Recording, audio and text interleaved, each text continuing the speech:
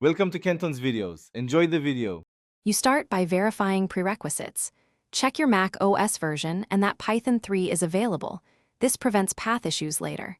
Next, install Homebrew if you don't have it, because it simplifies package management. Once Homebrew is ready, install Python or use your existing Python, then run pip install Jupyter Lab or pip install Notebook. Make sure to activate any virtual environment if you use one, so dependencies remain isolated and predictable during launch. You now open Terminal in the folder that will hold notebooks, because Jupyter serves files from the current directory. Once done, activate your virtualenv or conda environment to ensure the right kernels and packages are available. Then run Jupyter Lab for the modern interface or Jupyter Notebook for the classic UI. The command starts a local server and prints the URL. Make sure to copy the token URL into your browser if it doesn't open automatically, and note the port number shown in Terminal.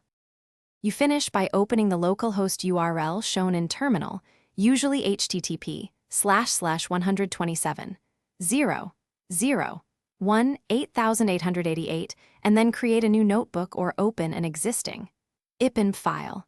Make sure to select the correct Python kernel from the kernel menu so your code runs with expected packages.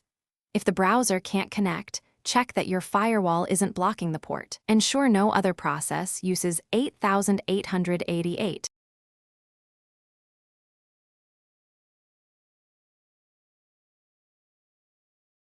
Thanks for watching. Consider subscribing if we helped you.